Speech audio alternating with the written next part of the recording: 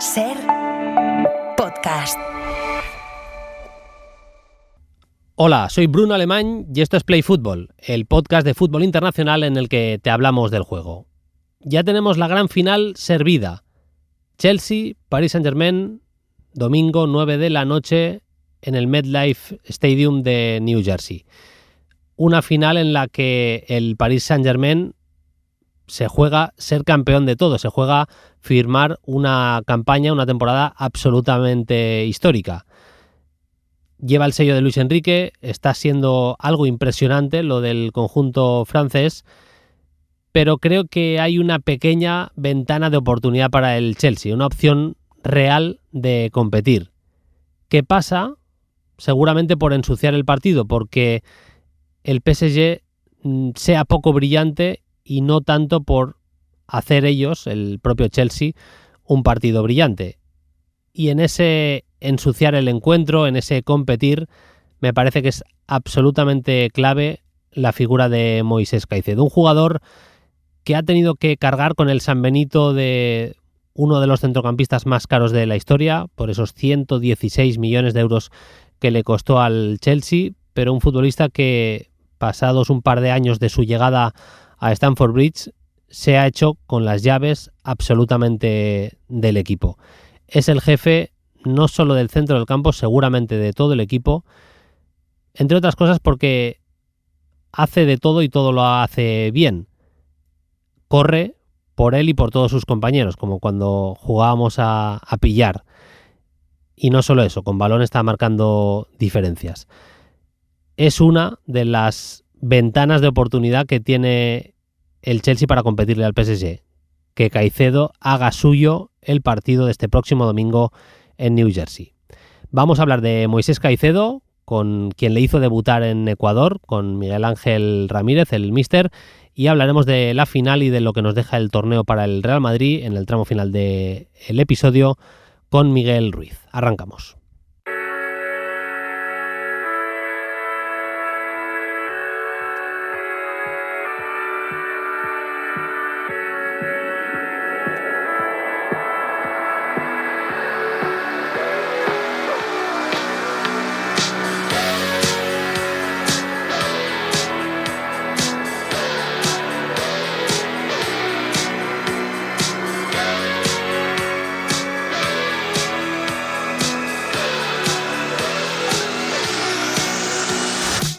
Vamos allá con un nuevo episodio de Play Fútbol. Todo el mundo en el Chelsea, en Londres, pendiente de la figura de Moisés Caicedo, que tuvo un problemilla justo ahí al final del partido con John Arias.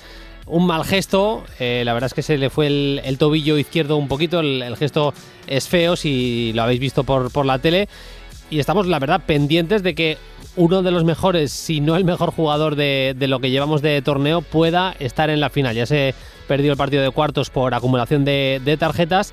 Pues bien, vamos a ver si puede estar o no en la final. Todo apunta que lo normal sería que arriesgara un poquito por el tipo de partido que va a ser. Hemos invitado, ya os lo he contado, a Miguel Ángel Ramírez, entrenador. Le hemos tenido en España en proyectos en los últimos años en el Sporting, en el Zaragoza. Ha entrenado a grandísimo nivel en el Independiente del Valle, en Ecuador, con las inferiores. Una de las mejores canteras, me atrevo a decir, de toda América, de todo el continente americano. Y además estuvo en el primer equipo y le dio la alternativa a un futbolista que conoce perfectamente, como es Moisés Caicedo, jugador que primero firmó por el Brighton, procedente del equipo ecuatoriano, y luego dio ese salto, gran salto, al Chelsea, que pagó una millonada, más de 100 millones de euros, pero el chaval está empezando a funcionar a nivel de los mejores centrocampistas del mundo. Vamos a ser claros y a decirlo tal cual es. Y nos escucha ya Miguel Ángel Ramírez para hablar un poquito de Moisés Caicedo, ahora que viene ya la final del Mundial de Clubes y, insisto, está siendo de los mejores del torneo. ¿Qué tal, mister Miguel Ángel? Muy buenas. Hola Bruno, ¿qué tal? Buenas tardes. Encantados de charlar contigo. Lo primero de todo, ¿qué tal? Buscando, supongo que aprovechando esos tiempos libres que a veces tenéis los entrenadores para empaparte de cosas que te puedan servir de cara al futuro, ¿no? Sí, bueno, los últimos meses he tenido llamadas de los comités de entrenadores para poder tener alguna charla, alguna jornada de formación con entrenadores. Pues a San Sebastián, en Asturias, aquí en las islas también he tenido. Entonces eso también te mantiene un poco, ¿no?, activo, haces una actividad distinta también que en el día a día no sueles hacer. Y luego, pues aprovechando también ahora que comienza pretemporada, haré alguna visita a clubes que cuando estás entrenando pues no podemos hacerlo. Y ahora, bueno, pues también puede ser una oportunidad para mí para seguir creciendo. Y siempre el ver a otros compañeros te hace, bueno, darle las vueltas a muchas cosas. Pero de momento tranquilidad y esperando algo bueno y que te llene que salga, ¿no? Y que surja, ¿verdad? Eso es, sí, sí, tranquilo, sin prisa, porque también tenía que parar un poco y tomar decisiones diferentes. Ya hace un tiempo que estuviste en Ecuador, en aquel proyecto fabuloso de Independiente del Valle, y ya habíamos hablado, tú fuiste el que hace debutar, vaya, a Moisés Caicedo en el primer equipo de Independiente del Valle, más allá de que tú conocías perfectamente su carrera ya en las inferiores del club, ¿verdad? Sí, yo cuando llego a Independiente del Valle lo hago como director de fútbol base, ahí donde conozco a Moisés en la sub-18. Él estaba recién operado de la rodilla, habían tenido que intervenirle por segunda vez porque no había quedado bien la primera y tuve la oportunidad de conocerle siendo director de fútbol base y luego en 2019, un año más tarde que me dan el primer equipo, empezó a entrenar con nosotros después de haber ganado la Copa Sudamericana eh, y luego ya debuta en 2020 tanto en la Liga Pro como en Copa Libertadores, que además en Copa Libertadores fue un espectáculo la fase de grupos que hizo, ya no solo cuando bueno, en su debut hizo el gol en el Atahualpa, sino con aquel 5-0 a Flamengo, que el otro día lo recordaban, porque se jugaba de nuevamente contra Flamengo y recordaban aquel 5-0 que ganamos con Moisés, haciendo además un partidazo.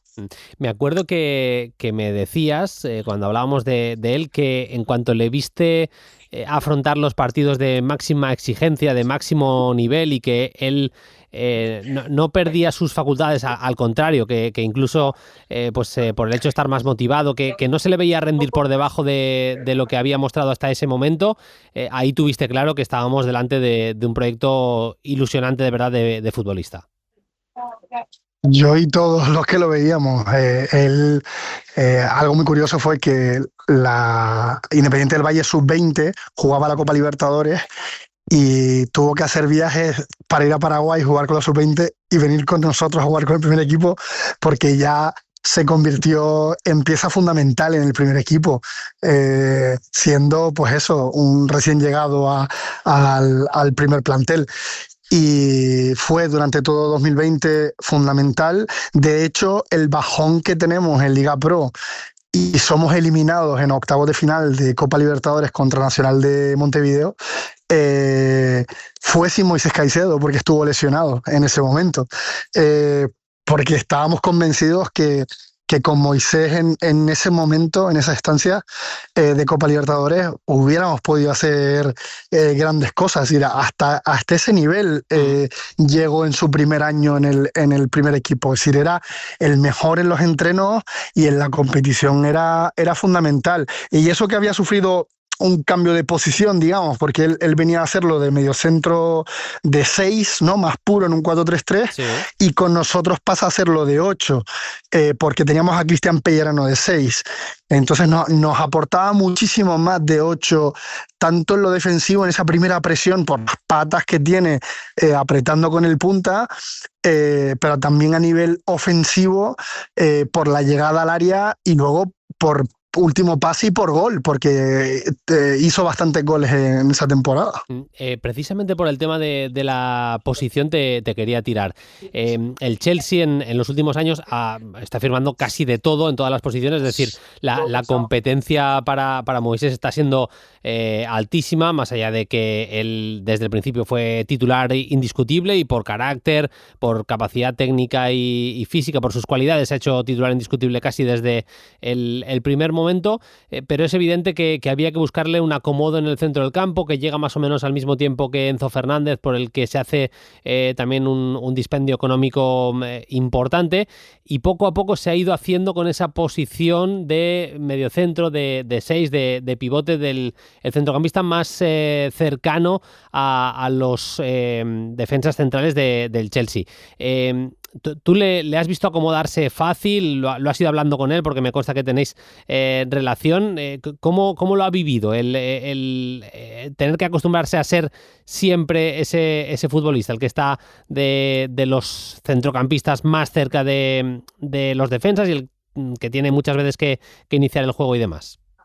No, y no solo ahí, también lo ha hecho de lateral derecho. También, sí. Pues porque al final el míster también vio que le podía aportar tanto defensivamente mejor que cualquier otro lateral derecho, y luego con ese movimiento que hacía de meterse hacia adentro en la construcción, que podía generar esa superioridad por dentro partiendo del lateral derecho. Entonces ha hecho más cosas aparte de ser un puro 6 o 5 llamado en Sudamérica.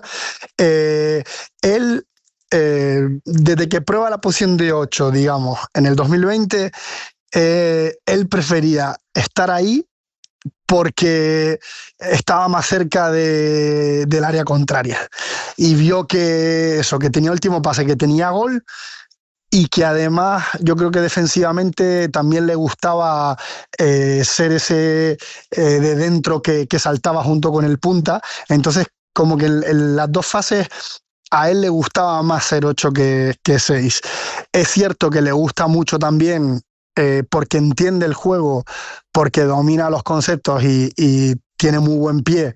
Entonces es normal que el entrenador quiera que inicie el juego él por encima de otros, que a lo mejor no tienen las cualidades que tiene él, y también eso le gusta. Es decir, yo creo que él, independientemente de poder ser 6 o 8,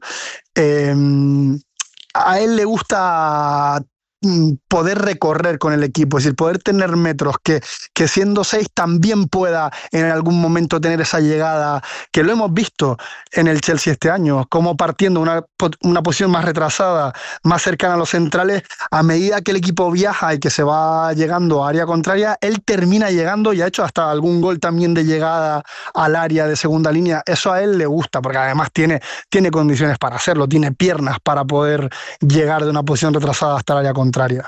Es muy interesante lo que dices, porque yo estoy totalmente de acuerdo contigo y sobre todo con lo que él sentía. A mí me parece que a ojos del gran público Moisés Caicedo estaría brillando todavía más si pudiera jugar en la posición de 8, porque se hincharía a robar balones en campo rival, marcaría más goles de los que está marcando, pero claro, para el Chelsea lo que le está dando en esa posición de 6 para Enzo Maresca es algo imparable, y es impagable, quiero decir. Y es muy interesante lo que comentabas también, porque incluso en equipos que practican juego de posición, al final estamos viendo entre los centrocampistas, antes vamos a decir, el ancla, el 6, el pivote, el jugador que estaba más cerca de los centrales de los del centro del campo, pues tenía siempre que mantener las distancias, y ahora vemos una fluidez posicional. Igual nos da esto para tratarlo en otro episodio con más calma, Miguel Ángel, pero es interesante, pero lo estábamos viendo por ejemplo en el PSG con Vitinha. O sea, hay mucho, el propio Rodri con el Manchester City, con la propia selección española, de que haya momentos en los que se puedan soltar y haya otro jugador que sin que sea poco natural pueda cubrirle un poquito la espalda. Es decir, que se pueda aprovechar otras cualidades que tenga también el mediocentro, por decirlo claramente, y pueda ser el equipo así más imprevisible, y lo estamos viendo también en el Chelsea de Caicedo. Yo creo que lo fundamental es el entendimiento del juego, el entendimiento de la estructura, de los espacios, de las alturas, y a partir de ahí decir, bueno, el espacio o está o lo creamos y podemos jugar con el rival, porque el rival te da unos espacios y otros no, otros lo tienes que crear tú a través de fijaciones o con balón o a través de movimiento, y limpiar esa zona fijando a un rival para crearte el espacio que tú quieres generar. Entonces yo creo que a partir de ahí el entendimiento de ese tipo de jugadores, o sea, yo creo que lo mejor que tiene el Paris Saint-Germain de esos tres que tiene ahí dentro, es la comprensión del juego y las referencias, sobre todo, la referencia del espacio, de los compañeros y del contrario. Por lo tanto, da igual quién ocupe el espacio, siempre y cuando nos vayamos compensando en la distribución de esos espacios, en las alturas. Y Moisés, cuando lo ves jugar, ves que utiliza muchas veces los brazos o las manos para señalar, para ayudar a los compañeros a decir, oye, sube tu altura, que ya yo estoy aquí, o vente y acompáñame, que contigo voy a poder generar un 2 contra 1 contra esta siguiente línea de presión. Entonces, lo ves que usa mucho las manos, es decir, porque está interpretando continuamente qué es lo que está pasando y qué es lo que tiene que hacer para poder ir en ese tipo de equipos que juegan posicional, cómo tienen que ir eliminando línea tras línea de presión, generando esas superioridades, ¿no? Y para eso es fundamental la interpretación, es decir, en el día a día, que en los entrenos ellos vayan trabajando pues con diferentes estructuras para poder relacionarse, pero luego en el campo, decir, es que creo que se lo escuchaba Luis Enrique, ¿no? En la rueda de prensa esta última que dio, en el que hablaba de los jugadores al servicio del equipo y de cómo tienen la capacidad de adaptarse al rival, de cómo ellos interpretan los comportamientos que está teniendo en la presión el equipo contrario y cómo a partir de ahí ellos se van manejando. A lo mejor me toca caer a un costado, salir fuera, otro se queda adentro fijando, otro se queda a otra altura. Es decir, eso es lo mejor que tienen y eso Kaise lo tiene, o sea, muy bien desarrollado. Total. Ya con esto acabo. Tú insisto, que le conoces perfectamente y tenéis relación. ¿Crees que le ha podido pesar en algún momento lo de los 116 millones de euros? Porque desde fuera se le ve a alguien con muchísimo carácter, mucha personalidad, pero claro, tener que soportar esa presión de decir, es que pocos jugadores pueden demostrar en el campo valer esa cantidad, esa burrada de dinero, que no es culpa suya, pero que al final es algo que tienes que arrastrar de alguna manera. ¿Tú crees que le ha pesado en algún momento o lo ha sabido llevar de la manera más natural posible? Mira, yo antes de ir a Zaragoza le visité, estuve con él en Londres y nos fuimos a comer y tuvimos un almuerzo largo de charla en el que él me fue contando un poco ese año, ¿no? Y cómo lo había vivido. Obviamente no voy a desvelar la conversación, pero respondiendo a tu pregunta, ya no era el hecho de que eso le pesara, sino todo el ruido que se estaba generando alrededor, de hacerlo a él culpable de la situación del Chelsea. Era totalmente injusto, pero claro, muchas veces los profesionales tenemos que convivir con eso, que la realidad de un club, por muy mala que sea, en ese momento, pues la gente a veces la va a coger, necesitan a alguien con quien no sé, centrar sus iras y su frustración. Y a veces es el entrenador de turno, o a veces el jugador, y en este caso el Chelsea estaba arrastrando una muy mala gestión y un mal momento deportivo, y bueno, ¿quién es el fichaje más caro? ¿Por quién hemos pagado una millonada? Por este. Y además no está demostrando, no es el que pretendemos que sea pagando esta cantidad. Entonces, eso obviamente no es fácil de digerir, y más en un chaval tan joven como él, en su primera experiencia, digamos, en un club tan grande, de tanta exigencia, y sé que, bueno, pues no fue fácil para él, pero bueno, creo que eso le ayudó también. Y justo esta mañana hablábamos, bueno, la mañana de él, cuando despertaba, que hablaba de cómo ha evolucionado, cómo le ha sorprendido la evolución del equipo en solo un año. Porque tuvimos esta conversación el año pasado de su primer año, y un año después, un año y medio después, la realidad del Chelsea es otra. Está en construcción todavía y están teniendo la paciencia adecuada para poder evolucionar, pero él está súper sorprendido del compromiso que están teniendo la plantilla, la gente, para poder hacer las cosas mejor. Y obviamente ahora Moy está siendo feliz, está siendo reconocido, ¿no? por su gente, por todos, por la prensa. y yo creo que el tiempo le ha puesto un poco en el lugar que creo que le correspondía. Y puede acabar siendo una temporada histórica después de ganar la Conference, con la final el domingo, y además haciéndose el equipo suyo. Yo creo que si le preguntas a Enzo Maresca qué jugador no puede salir del equipo titular, yo estoy casi seguro que el primero dice Moisés Caicedo. Casi seguro. Me lo creo porque yo lo sufrí en 2020 cuando se me lesionó. Por eso. Y le podría decir a Guardiola por Rodri, es decir, al final podemos decir de los entrenadores, pero amigo, esto es de los jugadores, esto es de los futbolistas, y sobre todo los futbolistas buenos, y cuando te faltan los buenos, pues no ganas tanto. Sí. Es la realidad. Y creo que le vamos a poder ver el domingo por el mensaje que colgó en redes. Gran trabajo equipo, nos vemos el domingo Blues. A ver, no está diciendo que vaya a jugar, pero da la sensación que tiene tantas ganas que lo va a hacer posible. Como posible ha sido charlar con Miguel Ángel, gracias a, como siempre, su amabilidad. Mister, lo dicho, ganas de verte en los banquillos. Gracias, agradecidos como siempre por que nos atiendas aquí en Play Fútbol. Mucha suerte de cara al futuro y un abrazo grande. Espero escucharte pronto. Muchas gracias, Bruno. Un abrazo para todos. Gracias a vosotros. Vamos también, como hemos dicho, a hacer una fotografía general de la final, de la previa de lo que puede ser ese Chelsea-Paris Saint-Germain de este próximo domingo 9 de la noche en el MetLife. Evidentemente lo contaremos en Carrusel y lo vamos a analizar como hemos hecho en gran parte de este Mundial de Clubes con el gran Miguel Ruiz, que ya me está escuchando. ¿Qué tal, Miguel? Muy buenas. Muy buenas, Bruno, un placer como siempre. Igualmente, no sé hasta qué punto te han parecido sorpresivo lo que ha pasado en las semifinales. Igual hay que decir que los dos favoritos han pasado a la final, cada uno en su eliminatoria. Otra cosa es cómo se han dado las circunstancias en las semis propiamente. Sí, un poco menos sorprendente quizá el tema de Fluminense y Chelsea. Yo creo que eran dos equipos que estaban bastante desbalanzados. La sensación es que el Chelsea era un equipo superior a pesar de las buenas sensaciones que nos había dejado Fluminense. Sí que es cierto, ¿no?, que el nivel que había demostrado el Paris Saint-Germain, pero también un poco la debilidad que había mostrado ante equipos como el Bayern, como Botafogo, nos había dado esa particular duda, ¿no?, de si el Real Madrid iba a ser capaz de exigirle un poquito más de lo que había demostrado hasta ahora el equipo de Luis Enrique. No fue así, además el planteamiento fue ciertamente extraño por parte de Xabi Alonso, un poco de intentar cuadrar los recursos que tenía en ese momento, y eso nos ha dado una final que, como tú bien has comentado, yo creo que los dos favoritos están en la final del Mundial de Clubes, tal y como habíamos visto estas eliminatorias. Vamos precisamente a ese análisis de la final, a la previa, lo que puede ser el partido.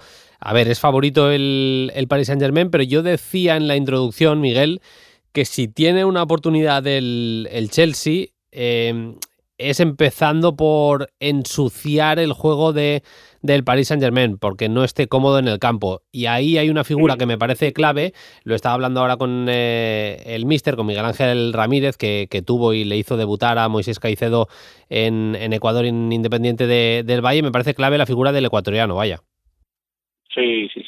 Ese saltito a la presión, ese jugador que incomoda, ese futbolista que siempre va a estar presente para intentar cortar la creatividad de cualquier rival, es un jugador imprescindible, sobre todo cuando hemos visto que los partidos en los que más ha sufrido el Paris Saint-Germain, para mí el que más duro ha sido precisamente contra un Bayern de Múnich que le cortó completamente esa creatividad o esa capacidad para hacerse fuerte con balón. El Bayern de Múnich presionó muy arriba, fue muy eficaz en esa parte del juego. El Paris Saint-Germain pasó de tener unos 700 pases de promedio, de hecho ayer tuvo por encima de 700 pases contra el Real Madrid, a tener menos de 400. Eso ya es una marca de que los de Luis Enrique no estuvieron cómodos, a pesar de que se llevaron el partido con cierta solvencia. Yo creo que es el camino por el que tiene que maniobrar el Chelsea, incomodar mucho al Paris Saint-Germain, que no se sientan cómodos ni Vitinha ni João Neves, que no encuentren esas vías para encontrar el balón rápido y largo. Y luego, además, sabemos que de inicio normalmente el Paris Saint-Germain no apuesta por un delantero referencia que pueda bajar balones. La construcción tiene que ser lenta, tiene que ser maniobrable en ese medio campo con los interiores y con jugadores que sabemos que son especialmente importantes para la construcción de este Paris Saint-Germain. Por lo tanto, buscando un poco esa debilidad en el conjunto del Paris Saint-Germain, si es que hay alguna debilidad, es precisamente esa, ¿no? Que ese mediocampo no encuentre el camino y que el Chelsea luego sea capaz de garantizar que sus oportunidades van a ser aprovechadas, porque si algo hemos visto también es que este Paris Saint-Germain, ya sin Pacho, a mí me parece que bajan un poquito el rendimiento, pero defensivamente también es un equipo muy solvente, pasando obviamente por Donnarumma, que está haciendo un torneo impresionante. Claro, pero es que pone a Beraldo y hace Beraldo un partidazo contra el Madrid también, que es que la verdad es que es una cosa bastante curiosa. Hizo una cosa interesante Maresca en la semifinal contra Fluminense para abrir el campo, para ensanchar sobre todo ante una defensa de 5 que se iba a plantar bastante atrás seguramente, puso extremos a pierna natural. Es verdad que con Pedro Neto jugando por la izquierda muy abierto, como un extremo clásico, y en la derecha jugaba Nkunku, pero bueno, él caía mucho más por dentro, casi era más un segundo media punta junto con Cole Palmer que otra cosa, ¿no? Y el que le da amplitud era Malo Gusto. Es un contexto, Miguel, muy distinto el que se va a encontrar contra el Paris Saint-Germain, pero lo de que Pedro Neto pueda jugar a pierna natural puede ser interesante ese duelo, Pedro Neto intentando pillarle la espalda a Raf, porque es verdad que es increíble el sistema de ayudas que tiene el PSG, pero a Raf, lo dijo y muy bien Luis Enrique en rueda de prensa, tiene libertad absoluta para hacer prácticamente lo que quiera en el campo y eso conlleva muchas veces que suba mucho y que pierda la posición, vamos a decir, natural de un lateral derecho. Y además es importante, fíjate, te estaba reforzando lo de esa banda derecha con Malo Gusto, porque precisamente es lo que intentaba, ¿no? El lateral derecho fue en muchos casos el extremo derecho, sobre todo en esa representación de posiciones intermedias, de cómo vimos más o menos estructurado el Chelsea.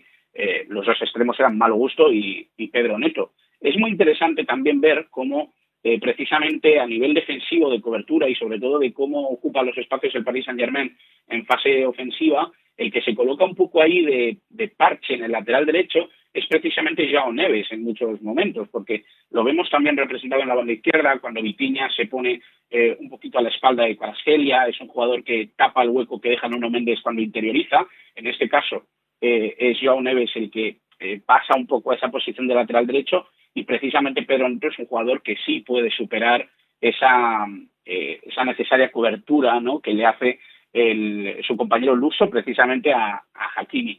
Yo creo que Hakimi es un futbolista que lo que sí que puede hacer es repetir esfuerzos con cierta asiduidad, y que lo que estamos viendo sobre todo es una rotunda superioridad física por parte de Hakimi, que me parece que también es muy importante para entender que sabe leer los partidos, ¿no? Y sobre todo las circunstancias en las que pueda o no pueda dar ese paso adelante. Y yo creo que el equilibrio puede estar bastante bien estructurado y sobre todo bastante bien medido. Otra cosa es que Pedro Neto vuelva a hacer su noche, vuelva a tener su especial patio de recreo, porque realmente le estamos viendo en un nivel increíble. Creo que si bien es cierto que la noche fue la de João Pedro Neto fue un jugador importante, sobre todo abriendo esas posibilidades, dando mucha importancia a los jugadores por dentro, otorgando un escenario que pudiera ser interesante. Pero creo que Pedro Neto sí que tiene la solvencia a nivel de juego, sin ser un jugador especialmente brillante, sí que es un futbolista que gestiona muy bien el rol que le da el entrenador. En este sentido, creo que buscarle la espalda a João Neves o buscar la espalda a Vitinha en los momentos en los que cualquiera de los dos mediocentros tienen que ocupar ese puesto de lateral puede ser interesante para que el Chelsea pueda hacer daño. Y es un jugador que está disputando esta parte final del torneo en unas condiciones, vamos a decir, bastante particulares a nivel anímico. Era gran amigo de Diogo Jota, compartieron vestuario tanto en la selección portuguesa como varios años en el Wolverhampton. Se especulaba incluso con la posibilidad de que no pudiera jugar el partido contra Palmeiras. Al final sí que lo pudo jugar, pero vamos, que no son las condiciones ni mucho menos más sencillas las de Pedro Neto. Igualmente está siendo de los mejores del torneo. Vamos a escuchar, Miguel, si te parece rápidamente la respuesta de Luis Enrique sobre los laterales, que me parece bastante interesante y que dibuja bastante bien uno de los puntos de superioridad más bestias que tiene el Paris Saint-Germain. Le preguntaba a nuestro amigo Sid Lowe, nuestro compañero Sid Lowe, a Luis Enrique por los laterales del PSG, y esto era lo que decía el técnico asturiano. Haki tiene libertad, Haki no es un lateral, Haki cuando tenemos el balón puede ser un delantero centro, puede ser un extremo, puede ser un jugador entre las líneas, puede ser un mediapunta, puede ser un pivote. Cuando no tenemos el balón es un lateral que presiona alto, pero también tiene trabajo defensivo. Y Nuno tiene mucha capacidad para atacar, nos encanta, pero no hay espacio para todos, con lo cual tenemos que equilibrarlo en el inicio del juego, estando en una posición más baja, pero con la calidad técnica y física que tiene, nos encanta la movilidad y eso implica la ocupación de espacios, y en ese sentido creo que el equipo se nutre muy bien de la calidad y de las virtudes que tienen todos los jugadores, especialmente nuestros laterales, y a lo largo del partido puedes ver a los dos rematando dentro del área o los dos defendiendo en nuestro propio área. Me gusta esa idea futbolística general y completa y creo que nuestro equipo representa muy bien ese concepto. Luis Enrique, Miguel dibujó, yo creo que ha dibujado muy bien esta temporada 25-26, más allá de algunos malos resultados que pusieron bastante en jaque su participación en Europa, en la fase liga de la Champions, pero ya en la pretemporada le escuchabas en las ruedas de prensa y te decía: hemos fichado a Joao Neves, entre otras cosas, porque queremos que el equipo sea más imprevisible, que en este juego de posición haya más imprevisibilidad. Y es que precisamente es una máxima que han llevado a cabo de la mejor manera durante toda la temporada. Los delanteros se intercambian posiciones de manera muy natural, pero cada vez aparece uno en un lado, uno baja a hacer de falso 9, otro estira. De manera muy natural van entendiendo qué tiene que hacer cada uno. En el centro del campo lo mismo, porque Vitinha es el mediocentro, vamos a decir, posicional, pero a veces te aparece, como en la final de la Champions, con 0-0 en el marcador, en el balcón del área en posición de media punta y te mete un pase definitivo, y lo eleva incluso también a los laterales, que tienen una función, como dice Luis Enrique. En principio, Nuno Méndez es más lateral bajo o tercer central que lateral puro, pero igualmente en muchas ocasiones, como tiene esa capacidad física tan bestial, pues a veces te aparece doblando la banda, y eso no lo puedes prever, porque en teoría en la cabeza, Xabi Alonso ayer, otros entrenadores que se han enfrentado al PSG, tienen a Nuno Méndez como un lateral bajo, pero es que de repente te sube y eso no lo puedes frenar. Y con Arraf, pues ya te lo explicaba Luis Enrique, a veces lo utiliza para aparecer por dentro, como ha hecho mucho Pep Guardiola en los últimos 10 años con varios jugadores, como se hace mucho en el fútbol actual. A veces te aparece llenando la banda. Le vemos presionando incluso en presión tras pérdida en posición de delantero centro. Esa imprevisibilidad del Paris Saint-Germain se lleva incluso a su defensa, en el sentido de que los laterales pueden hacer cosas en todo momento que tú no puedes esperar, o que no tienes un guión, una receta para poder frenar. Sí, al final son dos laterales que tienen la facilidad, por características, de adaptarse muy bien a lo que exige cada partido. La realidad es que Hakimi un poco ha cogido ese rol de jugador profundo, de futbolista que llega o a línea de fondo o a frontal del área, o incluso se relacionan en esa frontal, ¿no?, en esa zona de tres cuartos, y Nuno Méndez ha cogido un poco ese rol para cerrar una línea de tres que es bastante característica, bastante evidente en fase ofensiva del Paris Saint-Germain, pero que no le teme ni siquiera a ser profundo, a pesar de que obviamente las características de Kvaratskhelia le cierran un poquito el camino por ese lado, pero él sigue progresando incluso por dentro, ¿no?, y ofreciéndose para la circulación, para la asociación, para darle salidas y opciones a los interiores cuando la necesitan. Y además es un jugador que cuando te da una pared sabes dónde va a estar colocado, porque es un jugador muy potente en carrera, que te da muchas cosas también por el interior, a pesar de que se dificulta la carrera si no estás tan pegado a la banda. Es que son dos laterales que te dan muchísimos recursos, y que incluso en un momento dado, cuando necesites de ellos en un rol que no se ajuste precisamente a lo que más se ve, te lo pueden dar también, porque técnicamente son dos jugadores muy buenos, ¿no?, y que están muy contrastados en ese sentido. Esa imprevisibilidad sale o se ve muy representada por los laterales, pero tú antes comentabas lo de Vitinha. Vitinha es el jugador más adelantado en posiciones intermedias del Paris Saint-Germain dentro del mediocampo, y es el que cierra generalmente, es el futbolista que en teoría es el organizador, pero luego es uno de los que más aparece. Fabián Ruiz, siendo un jugador que prácticamente lo podríamos considerar un segundo mediocentro, tal y como actúa en la selección, por ejemplo, es el futbolista que más presencia tiene de los tres dentro del área rival. Es que estamos hablando de un equipo que tiene tantas aristas, que le ofrece un crisol de oportunidades de cara a cualquier partido posible. Y en un partido en el que sufre, como el del Bayern de Múnich, surgen unas necesidades y se ejecutan a la perfección, y en un partido en el que estás más cómodo, como puede ser el de el Real Madrid, surgen otras posibilidades que también sacan adelante. Y eso es lo que me parece particularmente más interesante y que le da mucho valor a la mano y sobre todo al trabajo de Luis Enrique. Creo que ha convencido a estos jugadores para entender y sobre todo leer mucho mejor los partidos para saber cuál es la circunstancia o la decisión que mejora la participación del equipo en todos estos partidos, ¿no?, que llevamos viendo del Paris Saint-Germain, ya no solo a nivel temporada, Champions, Liga, Copa de Francia, sino también obviamente en este Mundial de Clubes que nos está dejando con la boca abierta también, y para mí con una o dos marchas por debajo de lo que hemos visto en la temporada. Sí.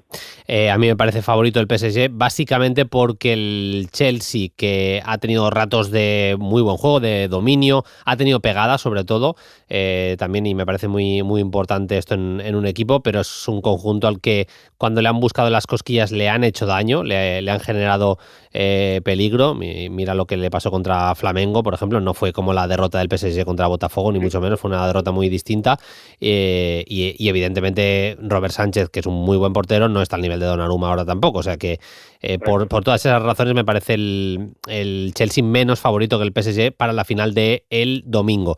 Se han quedado a las puertas Fluminense, que ya decía Renato Gaucho que para ellos llegar a semis ya era como un título, así que se lo vamos a respetar al bueno de Renato, al ligón de Renato, pero me queda aunque sea un minutito y medio, Miguel, para hablar del Madrid, de las conclusiones que sacas.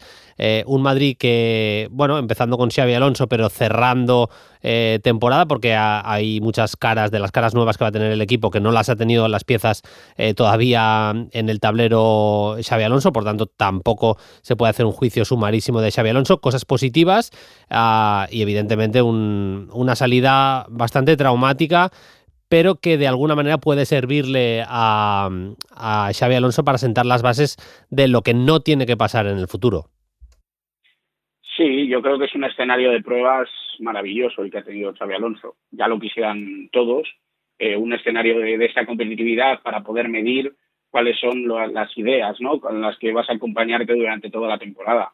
Me da la sensación de que Xabi Alonso, para empezar, no tiene todos los miembros que va a tener el año que viene, pero sí que nos muestra algunas de las cosas que va a tener como innegociables. Creo que la bajada de Huijsen ayer le afecta muchísimo, creo que es la que más representa la bajada de nivel de este Real Madrid, y sobre todo yo creo que la decisión de jugar con un 4-3-3, sobre todo con estos tres en punta, aunque eso se corrige muy pronto, porque Gonzalo García pasa a ser casi un volante derecho, muchas veces está casi como un media punta, se cierra un poco ese 4-3-3 en un 4-4-2, pero el que el equipo se desangre no es tanto una situación que tenga que ver con el sistema o que tenga que ver con cómo ha querido jugar Xabi Alonso, sino con que obviamente las contribuciones, sobre todo en repetición de esfuerzos y sobre todo a nivel de presión, no estaban siendo las adecuadas para un sistema de esas características. Ahí está un poco el debe, ¿no?, de Xabi Alonso, seguir convenciendo, seguir intentando que sus jugadores más importantes a nivel técnico, a nivel ofensivo, sean también representativos a nivel defensivo y colectivo, ¿no? Yo creo que este Real Madrid tiene cosas que hemos visto a lo largo de este Mundial de Clubes muy interesantes, que nos han mostrado una evolución, sobre todo de cara a la idea de Xabi Alonso y adaptándola a lo que puede ser este Real Madrid, pero el trabajo tiene que seguir, tienen que matizar muchas cosas. A nivel defensivo creo que hay ciertas cuestiones que son bastante evidentes, que necesita un poquito más de competencia en ese lado de Rudiger, la sensación de que tienen que reforzar un poquito esos movimientos laterales, sobre todo en banda izquierda, que en derecha las ayudas no pueden depender única y exclusivamente de Fede Valverde. Hay ciertas situaciones que obviamente este Real Madrid tiene que pulir, pero que está a tiempo de hacerlo y que sobre todo está a tiempo de mejorar el mercado de fichajes que haga, para que Xabi Alonso, a la hora de cambiar los partidos, que ya hemos visto que es capaz de ser intervencionista y de mejorar el juego y la visión de este Real Madrid, tenga mimbres para poder hacerlo. Miguel, hemos pasado unas charlitas de verano muy, muy agradables. Te agradezco que hayas estado estas semanas echándonos un cable aquí en Play Fútbol. Hay que decir que soy un manguta tremendo, y el otro día que puse yo el tuit y te cité mal, o sea, lamentable lo mío. O sea, Ya no sé ni hacer post. Esto es terrible. Es @MiguelRuizFC, @MiguelRuizFC para la gente que le quiera seguir en X, en la red social antiguamente conocida como Twitter, y evidentemente que te pueden seguir también, Miguel, en tu canal de YouTube. Efectivamente, sí. Ahí me tienen también como Miguel Ruiz FC, por lo tanto no hay pérdida, no se van a perder. Y ahí tienen mucho fútbol internacional, que ya sabes que es mi pasión, y bueno, el placer realmente, Bruno, ha sido mío, el poder aparecer en este Mundial de Clubes, y siempre que tú quieras me sentiré como en casa. La temporada que viene seguiremos charlando con Miguel.